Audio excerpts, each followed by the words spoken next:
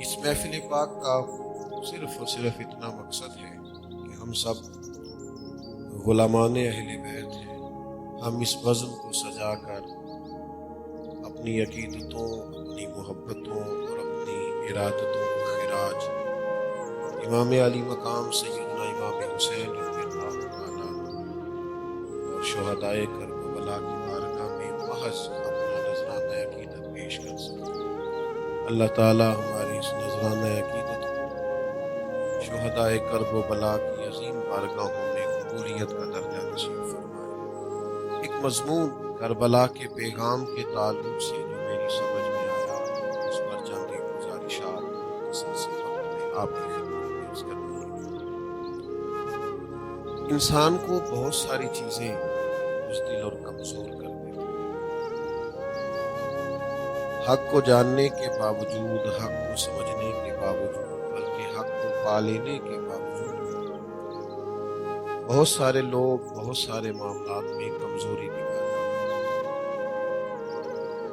ان میں سے جو چیزیں انسان کو بزدل اور کمزور کرتی ہیں، ان میں اس کا وطن بھی ہوتا ہے، اس کا مال بھی ہوتا ہے، اس کا عہدہ بھی ہوتا ہے، اس کی دولت بھی ہوتی ہے، شہرت بھی ہوتی ہے، اس کے ذاتی مفادات بھی اسے بڑی جگہ پہ کمزور کرتے ہیں، اس کی اولاد اور اس کے قریبی رشتے بھی بعض اوقات مشن کے رستے میں بزدلی کا باعث بنتے ہیں، الا ماشاء اللہ۔ لیکن جو چیز سب سے زیادہ لوگوں کو کمزور کرتی ہے اور جس کی وجہ سے حد ہو جاتی ہے کہ یہ آخری بات ہے، اس سے زیادہ کیا ہو سکتا ہے، وہ ہوتی ہے انسان کی اپنی جان۔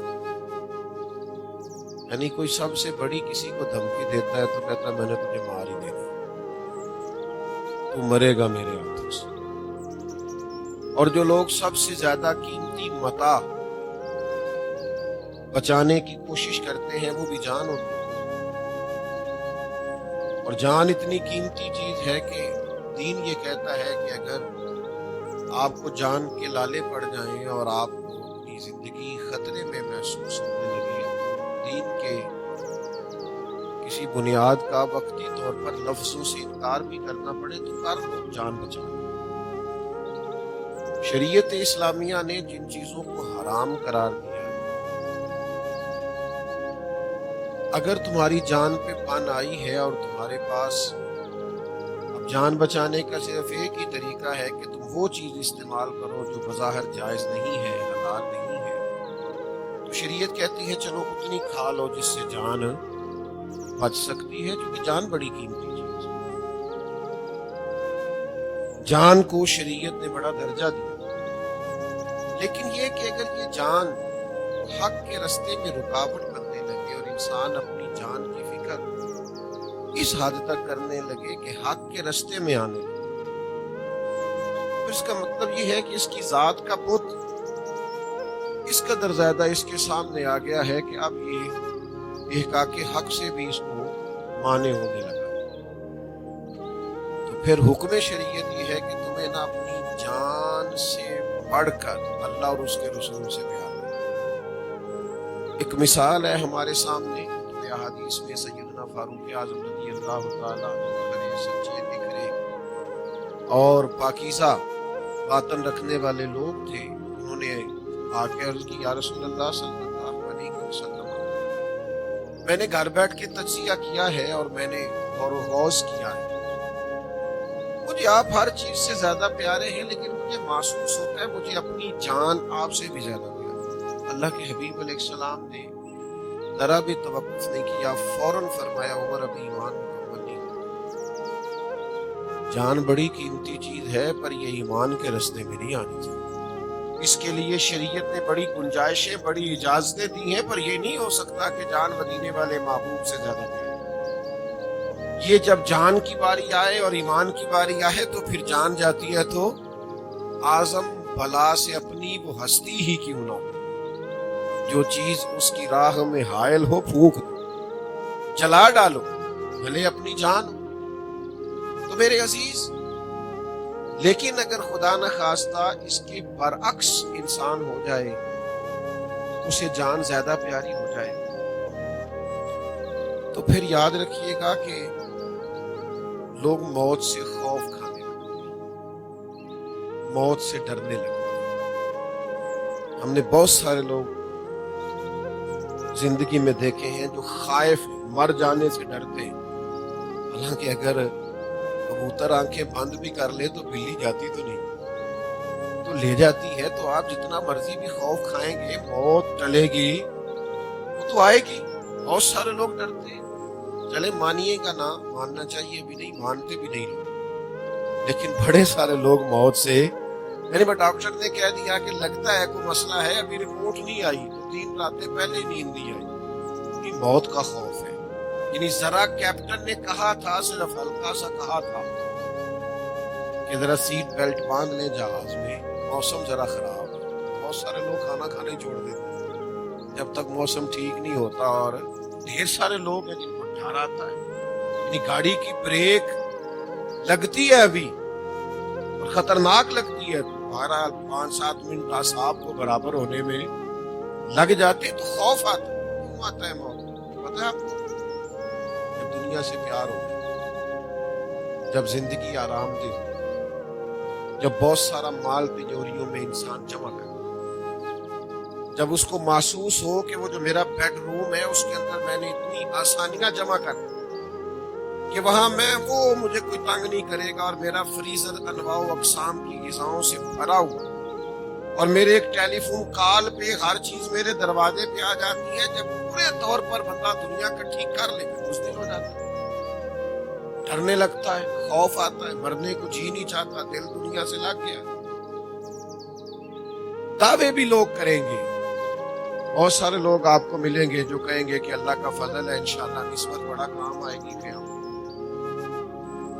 بہت سارے لوگ ہم نے بھی زندگی میں دیکھے ہیں جنہوں نے جنت کی بکنگ بھی کرا رکھی، اللہ ماشاءاللہ، کیونکہ 2-4 نعت کا ان کے بھی واقف ہے، 5-7 محفلیں وہ بھی کراتے ہیں، تو بکنگ تو ہے ان کے لیے بھی۔ وہ تو کہتے ہیں کہ مولوی تو پتہ نہیں کیوں اتنی مشکل پیدا کرتے ہیں جنت میں جانے کے لیے، حالانکہ ہمیں کل نعت خاں بتا کے گیا ہے کہ تیری نسبت ٹھیک ہے تو ڈائریکٹ جائے گا، اور پکی خبر دے کے گیا ہے۔ آپ نے بکنگ کرا رکھی ہے، معاذ اللہ، اللہ ماشاءاللہ، تو پھر موت سے کیوں ڈرتے ہیں؟ جب آپ کا خیال ہے کہ جنت آپ کی ہے، تو پھر دنیا کی جو فانی قسم کی نعمتیں ہیں اس میں کیوں الجھے ہوئے ہیں؟ پھر اس جنت کی طرف لپکیں۔ جب آپ کا خیال ہے کہ آپ کی نسبت بڑی تگڑی ہے، مضبوط ہے، اور آپ کے علاوہ کوئی جائے گا ہی نہیں، تو پھر تو آپ کو فٹافٹ جنت کی طرف رخ کرنا چاہیے۔ میدان کربلا کا جو سب سے بڑا پیغام ہے وہ یہ ہے کہ حق کے رستے میں جان کی پرواہ نہیں کرنا، اولاد کی پرواہ، سٹیٹس کی پرواہ، دولت کی پرواہ، حق کا رستہ جو جاتا ہے جائے، اس لیے کہ انہیں پتا تھا ہم میرے جنتی نہیں، ہم تو جنتیوں کے سردار ہیں، تو اگلا گھر ہمارے لیے تیار ہے، اس لیے فٹافٹ موت کو گلے لگایا، فٹافٹ شہادت کو۔ لیکن جو لوگ دعوے کرتے پھرتے ہیں، میں نے قرآن مجید کی جو آیہ مبارکہ تلاوت کی ہے نا، یہ سورہ بقرہ کی آیت نمبر 94، یہودی کہا کرتے تھے، یہ بھی سورہ بقرہ میں موجود ہے، وہ کہا کرتے تھے جنت میں محض ہم جائیں گے، اور نہیں جائیں گے۔ دعویٰ کرنے میں کون سا کو ٹائم لگتا ہے؟ جنت میں صرف ہم جائیں گے، ہم اللہ تعالیٰ کے پیارے ہیں، لاڈلے۔ اللہ تعالیٰ نے نا ان یہودیوں کو ایک بات کہی جو سورہ بقرہ میں موجود ہے، فرمایا محبوب یہ کہتے ہیں نا جنت میں ہم جائیں گے، ان کانت لکم دار الآخرۃ عند اللہ خالصۃ من دون الناس، آپ ان سے فرمائیں کہ اگر آخرت کا گھر اللہ کے نزدیک خالص تمہارے لیے ہے، باقی سب لوگوں کو چھوڑ کر تمہارا خیال ہے کہ ہم ہی جائیں گے، خالص ہمارے لیے ہے، وہ کہا کرتے تھے، تو فرمایا صرف ایک بات آپ ان سے کریں، فتمنا بالموت، ان سے کہو موت کی تمنا کرو، موت کی، بھئی جنت میں مر کے جانا ہے، تو پھر ان سے کہو فتمنا بالموت ان کنتم صادقین، اگر سچے ہو تو موت کی تمنا کرو، پھر کرو دعا کہ یا اللہ چونکہ جنت ہماری ہے اور کوئی اور جائے گا ہی نہیں، खालिसतम मिन दूनिन नास, सब लोगों को छोड़कर खालिस हम जन्नती हैं, ये यहूदियों का दावा था। लेकिन अल्लाह फरमाता है करो ना फिर मौत की तमन्ना, कहो ना इन तुम सादिकीन, अगर तुम सच्चे हो। तफसीर कुरतुबी में हदीस मौजूद है, नबी करीम अलैहिस्सलाम ने फरमाया कर यहूदी इस आयत के बाद मौत की तमन्ना कर लेते, या अल्लाह हमें मौत दे, अगर वो कह देते तो उसी वक्त मर जाते सब। अल्लाह फरमाते करो ना भी मौत की तमन्ना, अगर तुम्हें खबर है कि जन्नत तुम्हारी है और तुम्हारे अलावा कोई नहीं जाए, मौत की तमन्ना करो। फिर फरमाया वलन यतमन्नहु अबदन बिमा क़द्दमत ऐदीहिम, ये कभी महबूब मौत की तमन्ना नहीं करेंगे, ये कभी नहीं करे। क्यों नहीं करेंगे? इन्हें पता है हमने आगे क्या करतूत भेजे। जिसको अपने करतूतों का पता हो वो मौत की तमन्ना, इनको पता है हमने आगे के लिए क्या भेजा है, मौत की तमन्ना तो करे फारूक आज़म, हजरत उमर करे, पढ़ो ना बुखारी, हर रोज ही करे और हर नमाज के बाद ही करे। अल्लाहुम्मा रज़ुक़नी शहादतन फी सबीलिक, या अल्लाह कभी अपने रास्ते में शहादत की मौत दे दे, लेकिन या अल्लाह मौत अपने नबी के शहर में दे, शहादत मिले और तेरे नबी के शहर में मदीना भी नहीं छोड़ना चाहते।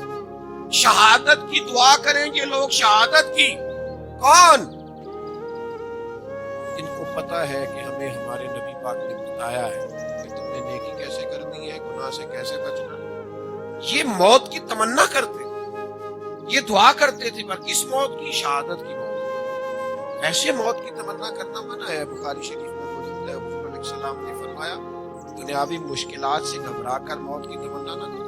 साढ़े कुछ बंदे रोज ही कहते अल्लाह करे मैं मर जाऊं। घर में हल्की सी लड़ाई हुई नहीं और अपने आप को बद्दुआएं दी, बहुत बड़ा जुर्म है, कबीरा गुनाह है। दुनियावी मुश्किलात से घबरा कर मौत की तमन्ना करना मना है। हुजूर ने फरमाया अगर ज्यादा ही कहना हो तो इतना कह लो कि या अल्लाह जब तक मेरा जिंदा रहना मेरे हक में बेहतर है, मुझे जिंदा रहना, और जब मेरा दुनिया से जाना बेहतर है तो फिर मुझे ईमान की मौत अता। लेकिन ये दुनियावी मुश्किलात से घबरा कर मौत की तमन्ना करना मना। सहाबा शहादत की आरज़ू करते, तलब करते। ये बदर से लेकर करबला तक ये सारा निसाब शहादत, ये सारा उन्वाने शहादत, ये सारी जिंदगी दुआए शहादत, ये सुबह और शामें सिर्फ मंजिल शहादत की तरफ बढ़ने के लिए। लोगों को पता था असल घर तो हमारा आखिरत है, तो शहादत मिलेगी तो आखिरत में जाके वो बड़ा घर पाएंगे। याद रखना ये जो चारों जानिब मौत का खौफ हमें सताता है, इसी बुनियाद पर तो बातिल हमें डराता है। ये जो बार बार हम खौफ खाते, डर जाते, सहम जाते, और बहुत सारे लोगों के हाथ पैर फूलने लगते हैं मौत के नाम से। मेरे भाई याद रखना कि जो लोग मैदानों में निकल आते थे ना, इन्हें तो मस्ती चढ़ी हुई होती थी शायद। एक खत है, इमाम तबरानी ने एक खत नकल किया है, हजरत खालिद बिन वलीद रज़ी अल्लाह ताला अन्हु ने जब ईरानियों के खिलाफ जिहाद का ऐलान किया ना, उस वक्त जब ईरान को फतह किया था और इस्लाम ईरान में पहुंचा था, तो जनाब खालिद बिन वलीद रज़ी अल्लाह ताला अन्हु ने ना एक खत लिखा था अहले ईरान। खत बड़ा अनोखा है, बड़ा हसीन है, बड़ा खूबसूरत है। अजमी लोग, ईरानी लोग, बल्कि इस्लाम से पहले तो सारे लोग ही शराब पीते थे, तो कुछ देर के लिए शराब की मस्ती चढ़ती थी, नशा चढ़ता।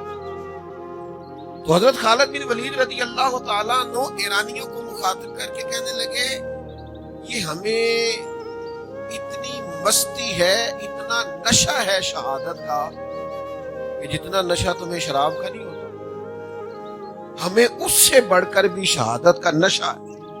ये हजरत खालिद बिन वलीद रज़ी अल्लाह ताला अन्हु ने, इमाम तबरानी इस रवायत को लाए। अगर आप कभी इस नुक्ते को समझ जाएं और जनाब खालिद बिन वलीद रज़ी अल्लाह ताला अन्हु की इस बात को आप समझ जाएं, यानी कुछ नशे होते हैं वक्ती तौर पे चढ़ते उतर जाते हैं। कहा तुम्हें शराब का नशा है, लेकिन वो थोड़ी देर के लिए मस्ती तुम्हें चढ़ती है फिर उतर जाती है।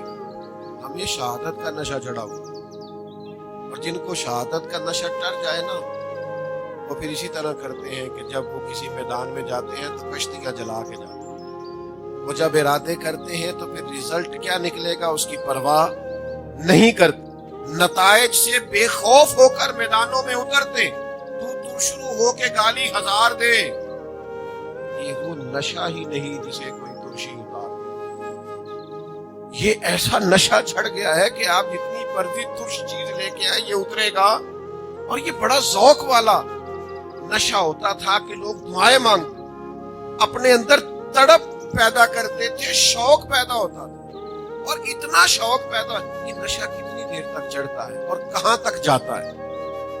یہ بھی ذرا ترمذی کی حدیث سماعت فرمائیے۔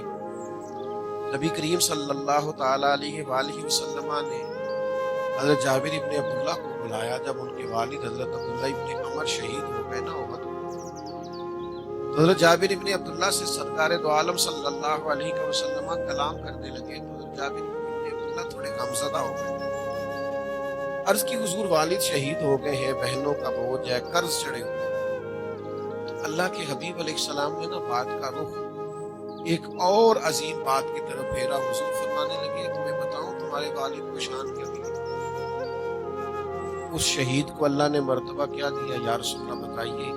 اللہ کے حبیب فرمانے لگے جو بھی شہید ہوا ہے رب نے اس پر پردے ڈال کے کلام دیا ہے، جب تیرے والد شہید ہوئے ہیں تو اللہ نے بے پردہ کلام فرمایا ہے۔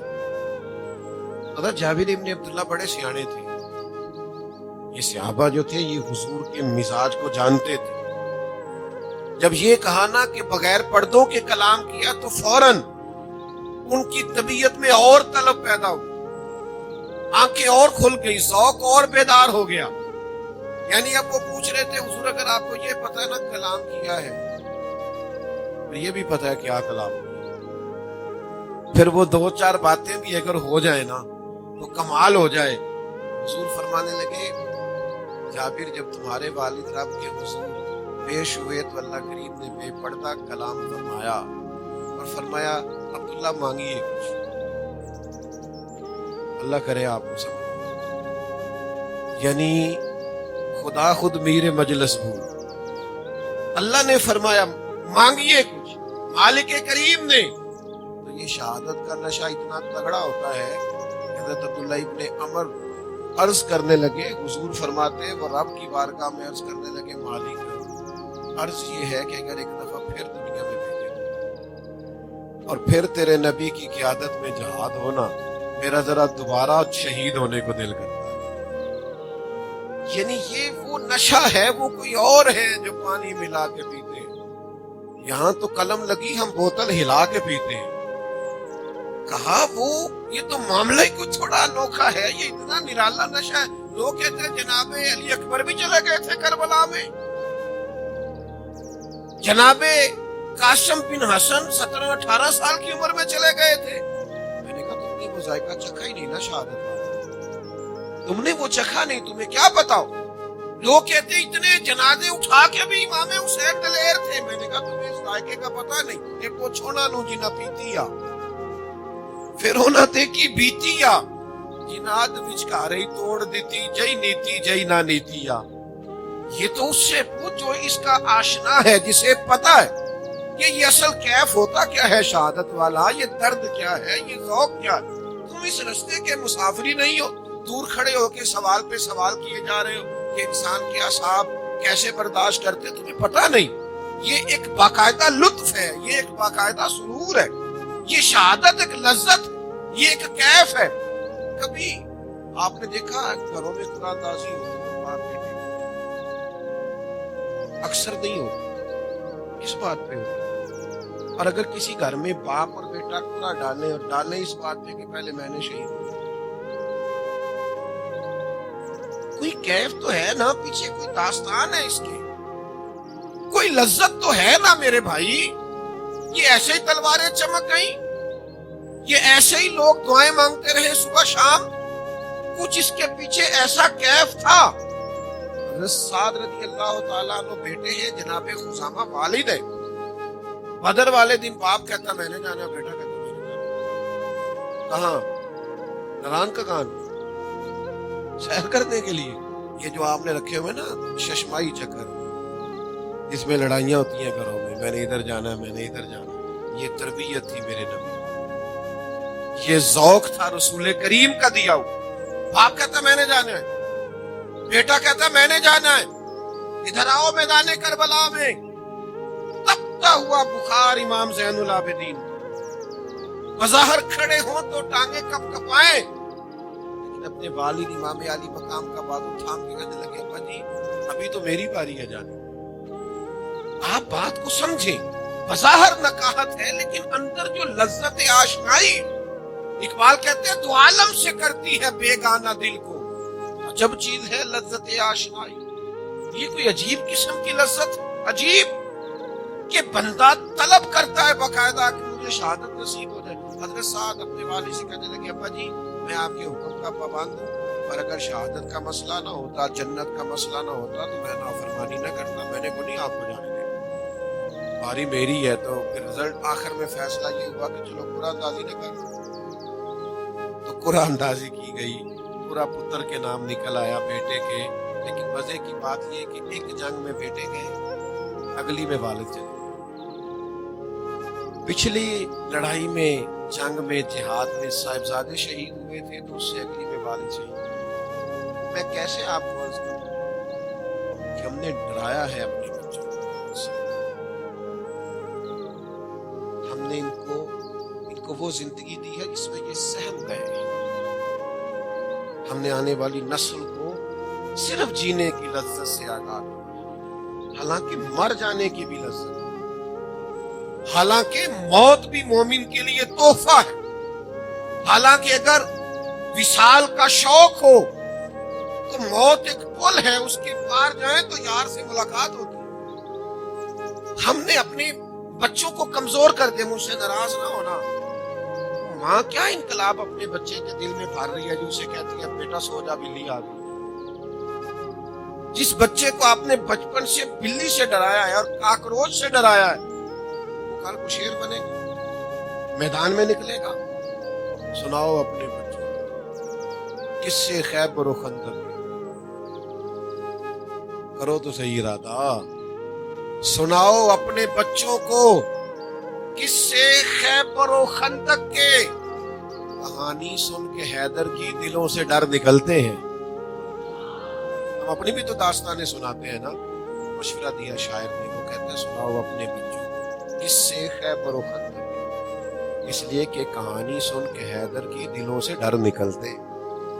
ان کو طاقتور اعصاب، مضبوط اعصاب، تگڑی بات، اور یہ ایک لذت ہے، یہ ایک کیف ہے۔ بڑے مخلص تھے حضرت عبداللہ ابن عباس، بڑے مخلص تھے حضرت عبداللہ ابن عمر، بڑے مخلص تھے حضرت عبداللہ ابن زبیر۔ امام حسین کے پاس آگے کا حسین نہ جائیے، لیکن امام نے فرمایا میں نے جانے گا۔ مخلص بھی تھے، مشورہ بھی صاحب دے رہے تھے، لیکن امام کو پتا تھا کہ میرا تعلق ہی شہداء کے گھرانے سے، میرے والد علی بھی شہید، تو جو مزاج شہادت کا ہے، اور بڑے بھائی حضرت مولا علی کے بھائی جعفر طیار بھی شہید، اور امام حسین کے بھائی امام حسن بھی شہید۔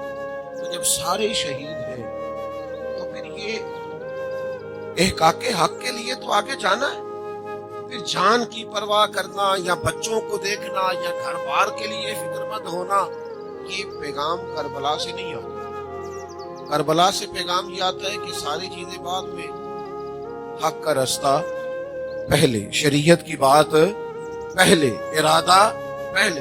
عورتیں بعض اوقات کمزور ہوتی ہیں اور ان کی آنکھوں کے آنسو اور ان کی بتائی ہوئی باتیں اور ان کی تڑپ بعض اوقات دوسروں کو بھی کمزور کرتی، لیکن نبی کریم صلی اللہ تعالی علیہ وسلم نے اس طرح کی تربیت فرمائی تھی کہ عورتوں میں بڑی مضبوطی تھی، ان کے اندر بڑی طاقت تھی، فکری توانائی۔ میں پھر آپ کی خدمت میں عرض کروں گا کہ ہم نے نا آنے والی نسل کو کمزوریاں بانٹی، ہم نے آسانیاں بانٹی، یعنی میرا بچہ ذرا سی بات پہ ضد کرتا ہے تو یہ ضدی آپ کی سہولیات نہیں کی ہے، آپ ہر چیز لا کے دے دیتے ہیں تو یہ بھی بعض اوقات زیادتی ہو، چیزوں سے منع تو کرو تاکہ اسے پتہ بھی چلے کہ بعض اوقات زندگی میں کچھ نہ بھی ملے تو پھر بھی صبر کرنے کی عادت ہونا چاہیے. ہم نے وہ توانائیاں جو ان کی ذہن کے لیے، ان کے دل کے لیے، ان کی روح کے لیے اور مستقبل میں جو انہوں نے کردار زمانے میں ادا کرنا تھا، اس کے لیے جو توانائیاں ضروری تھی وہ ہم نے ان کو نہیں دی. اور آج میں دیکھتا ہوں بڑے بڑے باصلاحیت لوگ ہیں، کوئی کام نہیں کرتے، کوئی محنت نہیں کرتے، کوئی جدوجہد نہیں کرتے، کچھ آگے نہیں بڑھتے، کاوشیں نہیں کرتے. وہ کہتے ہیں میرے لیے بڑا ہے، میں وہاں نکلوں گا، ٹھیک ہے، سہولیات ہے. یاد رکھنا اس طرح کمزوریاں بڑھیں. آنے والے وقت کے اندر وہ جو اسلام کی نشت ثانیہ کے لیے ہم نے کوشش کر دی، اور جو عربوں میں غیر مسلم ہیں ان کو دین کے قریب لانا ہے. وہ جو اقبال نے ہمیں کہا تھا وقت فرصت ہے کہاں، کام ابھی باقی ہے، نور توحید کا اتمام ابھی باقی ہے، بڑا لمبا کام کرنا ہے. لیکن اس کے لیے شرط یہ ہے کہ ہم فکری طور پر مضبوط ہوں. دیکھیے حضرت خنسا رضی اللہ تعالیٰ عنہ، یہ 4 بیٹے لے کے قادسیہ میں آئی تھی، اور کل بیٹے ہی 4. حضرت عمر فاروق کے دور خلافت، اور لا کے اپنے بچوں کو میدان کے باہر کھڑا کر کے کہا تھا کہ بیٹا ایسا نہ ہو کہ تمہاری پشت پر جتنے بھی تیر کھانا، زخم کھانا، وہ سینے پہ. یہ دلیروں کا کام. حضرت مولا علی شیر خدا رضی اللہ تعالیٰ عنہ جنگی لباس پہنا کرتے تھے، تو پشت پر آپ جنگی لباس نہیں پہنتے تھے. تو لوگوں نے کہا سارا زمانہ پہنتا، آپ کیوں نہیں پہنتے؟ فرمانے لگے پشت ہم نے دکھانی نہیں کسی کو، ہم نے تو سینے پہ وار کھانا ہے، تو اس لیے پیچھے. اور حضرت علی کا ایک بڑا معروف فکرہ ہے، اسے یاد کیجئے گا. حضرت مولا علی شیر خدا رضی اللہ تعالیٰ عنہ فرمایا کرتے کہ علی پرواہ کوئی نہیں کرتا، علی موت پہ جا گرے یا موت علی پہ آ گرے، تیار بیٹھے ہر وقت. ہم موت پہ جا گرے یا موت ہم پہ آ گرے، کوئی فکر نہیں، کوئی کسی قسم کی پریشانی نہیں. تو 4 بیٹے لے کے صحابیاں آئیں، 4 کو کھڑا کر کے کہا پشت پہ تیر نہ کھانا، ڈٹ کے رہنا. پھر اللہ کی حضور دعا کرنے لگے، یا اللہ میرے بچوں کو حوصلہ دینا. 4 بچے شہید. اللہ کرے آپ کو سمجھ آئے. یہاں لوگ کہتے ہیں فلاں گھر سے 2 جنازے اٹھے تو بحرام مچ گیا، خوف و اعراض پھیل گیا، فلاں نفسیاتی ہو گیا، جنازے اٹھے. 4 بچے شہید ہو گئے، لیکن ماں کیا دعا کرتی ہے، کہتی مالک میری قربانی بھی قبول فرما، اور جہاں تو میرے شہیدوں کو جگہ عطا کرے نا، ان کے قریب ان کی ماں کو بھی جگہ عطا کرے. امام علی مقام رضی اللہ تعالیٰ عنہ کے ساتھ جو خواتین گئی ہیں میدان میں، ہمارے ہاں تو ایک رواج بن گیا نا، کچھ لوگوں کا مزاج ہے کہ وہ مصائب سنا کے، وہ مصائب ہی سنائیں گے تو کام بنے گا. میں نے بہت پہلے کہا تھا، پھر کہتا ہوں ہم ہائے حسین والے نہیں ہیں، ہم تو واہ حسین والے ہیں. جو جوان بیٹے کی میت پہ نہ رویا وہ حسین، جس نے سب کچھ کھو کے پھر بھی کچھ نہ کھویا وہ حسین. حضرت امام علی مقام رضی اللہ تعالیٰ عنہ کے ساتھ جو خواتین تھیں، ان کی دلیری جناب شہر بانو کی، حضرت زینب کی، سیدہ سکینہ کی، آپ کبھی پڑھے تاریخ، ان کی جرت، ان کا معیار، اس لیے کہ انہوں نے تو شہادت کا نصاب روز کی بنیادوں پہ پڑھا تھا. بلکہ جب یزید نے اپنے دربار میں کچھ کہنا چاہا تو جناب زینب رضی اللہ تعالیٰ عنہ پردے کے پیچھے سے اٹھ کھڑی ہوئی اور اس لہجے میں گفتگو کی کہ وہاں ایک نابینا صحابی بیٹھے تھے، وہ ساتھ والے کا گھٹنا ہلا کے کہنے لگے مولا علی تو نہیں آگے دربار؟ جبریل امی رس گھول رہے ہوں جیسے، اور کانوں میں اثر گھول رہے ہوں جیسے، دربار دمشق میں وہ زینب کا خطاب گویا منبر پہ علی بول رہے ہوں جیسے. تو میرے عزیز، یہ اپنے اندر خاص توانائی لائیں. یہ ڈری ڈری باتیں، سہمی سہمی باتیں، کمزور باتیں، مجھے نا پاس سیاسی بندے اچھے نہیں لگتے، سیاست نہیں کرتے، ہر جگہ سیاست ہی سیاست، کمزور ہوتے ہیں. وہ کہیں کو ڈٹ کے چونکہ انہوں نے ناراض نہ ہوئیے گا، کسے باشد کسی کی بات کر رہا ہوں. کیا طریقہ ہوتا ہے کہ انہوں نے گروپ بنتے ہیں غیبتوں سے، غیبتیں چھپ کے ہوتی ہیں، اور جو کام چھپ کے ہو وہ بزدلوں والا ہو. آپ ڈٹ کے رہیں، کسی کے ساتھ ہوں تو تب بھی ڈٹ کے، مخالف ہوں تو تب بھی ڈٹ کے. یعنی شکست کھائے کسی سے تو پانی پانی ہو، دعا کرو کہ دشمن بھی خاندانی ہو. تو بندہ مطلب جو کرے، پیار کرے تو تب بھی ڈٹ کے، اور اختلاف کرے تو تب بھی ڈٹ کے. یہ کمزوریاں جو ہمارے معاشرے میں پائی جاتی ہیں نا، اس لیے اس معنی میں غیر سیاسی ہو جائے. یہ رویہ درست نہیں ہے کہ جہاں بھی گئے کوئی نہ کوئی گروپ بھی نیا قائم. اس سے بھی خرابی ہوتی. آپ جو کریں تھوڑا ڈٹ کے کریں، تھوڑا مضبوط ہو کے کریں، تھوڑا آپ کے اندر ویژن ہو، آگے بڑھنے کا جذبہ ہو. امام علی مقام رضی اللہ تعالیٰ عنہ کی شہادت کے بعد حضرت عبداللہ ابن زبیر رضی اللہ تعالیٰ عنہ یزیدی فوج کے خلاف اٹھ کھڑے ہوئے. آپ کی والدہ حضرت صدیق اکبر رضی اللہ تعالیٰ عنہ کی بیٹی حضرت اسماء بنت ابی بکر جو غار ثور میں حضور کو کھانا پہنچایا، وہ نابینا ہو گئی تھی. عمر بھی بہت زیادہ تھی، 100 سال کے قریب. تو جب یزیدی لشکر حملہ آور ہوا تو حضرت عبداللہ ابن زبیر کے کچھ ساتھی شہید ہو گئے، کچھ آپ کو چھوڑ کے چلے گئے. آپ اپنی والدہ کی خدمت میں حاضر جا کر کے عرض کیا کہ اماں جی، کچھ میرے دوست چھوڑ گئے ہیں اور کچھ جو ہیں وہ شہید کر دیے گئے ہیں، میرے لیے کیا ہوگا؟ والدہ نے ایک ہی جملہ. میں نے کہا خواتین کے بارے میں لوگوں کا خیال ہوتا ہے یہ کمزور کر دیں، ان کے آنسو کمزور کر دیں، پاؤں کی زنجیر بن جاتی. حضرت عبداللہ ابن زبیر کی والدہ جناب اسماء کہنے لگی پتر تجھے یہ بتا کہ تو حق میں ہے کہ نہیں؟ انہوں نے کہا اماں جی ہوں تو میں حق میں. پھر میں بیٹا پھر پیچھے قدم نہیں ہٹانا، پھر آگے بڑھنا. تو کہا اماں میری شہادت ہو جائے گی تو برداشت کر لیں گی؟ کہا بیٹا شہادتیں یہ تو ورثہ ہے امت مسلم، آپ میدان میں نکلے. تو کہا اماں یہ جو یزیدی مزاج لوگ ہیں نا، یہ میرا شہید نہیں کرتے، یہ بڑے بے رحم ہیں، یہ کھال اتار دیتے ہیں، آنکھیں نکال دیتے ہیں، ناک کان کاٹ دیتے ہیں، صفاق قسم کے بے رحم دشمن. والدہ کیا کہتی پتر بکرے کو صرف ذبح ہوتے وقت تکلیف ہوتی ہے، کھال اترتے وقت تکلیف نہیں ہوتی. یہ شہادت کی تکلیف ذرا سی ایک دفعہ بار بار تو عبداللہ ابن زبیر پھر نکلے میدان، شہید کیے گئے. ان کی مقدس لاش مبارک مکہ مکرمہ کے چوک میں لٹکا دی. حجاج بن یوسف نے بلایا، جناب اسماء گئی. کہنے لگا رستے میں ایک شخص نے کہا کہ وہ آپ کے بیٹے لٹکے ہوئے. کہنے لگے شروع سے اسے گھوڑ سواری کا بڑا شوق ہے، زمین پہ پیر کام بھی رکھتا ہے، اس کی عادت ہے ذرا گھوڑوں پہ سوار رہنا. تو جب گئے حجاج کے پاس تو حجاج کہنے لگا تمہیں پتہ ہے میں نے آپ کے بیٹے کو شہید کر دیا. جناب اسماء کہنے لگی اس کا مطلب ہے کہ پھر اللہ نے اسے ابدی زندگی عطا کر دی. شہید کو تو مردہ بھی نہیں نہ کہہ سکتا، ابدی زندگی عطا ہو. میرے عزیز یاد رکھنا، موت کے خوف سے باہر آنا، بلکہ اگر کچھ 4 دن سکون سے جینا چاہتے ہو تو اس کے لیے بھی ضروری ہے کہ موت کے خوف سے نکلو. جن کے پیچھے ہر وقت موت کا خوف لگا رہتا ہے وہ تو بیچارے جی بھی نہیں سکتے.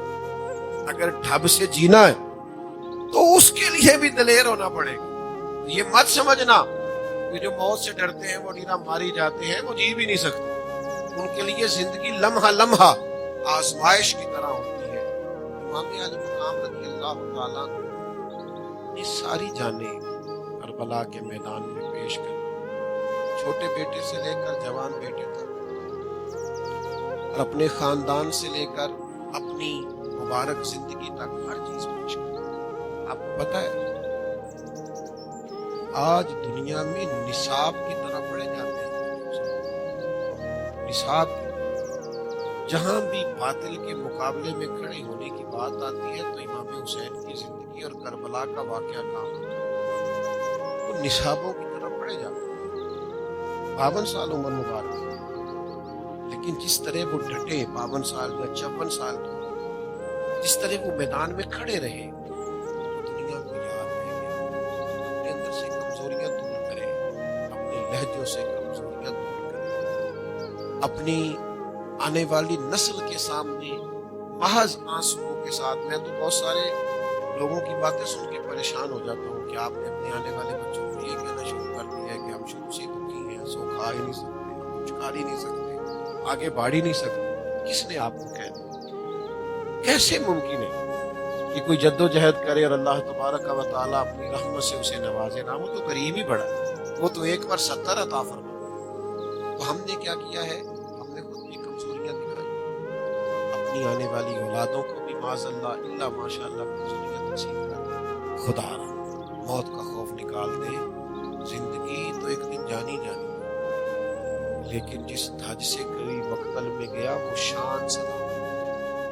یہ جان تو آنی جانی ہے، اس جان کی کوئی بات نہیں، مر تو لوگ بستر پہ بھی جاتے، مہنگے ترین اسپتالوں سے بھی لاشیں نکلتی، لیکن شرط یہ ہے کہ ہمت کرے، حوصلہ کرے، توانائی اپنے اندر پیدا کرے، جد و جہد کرے،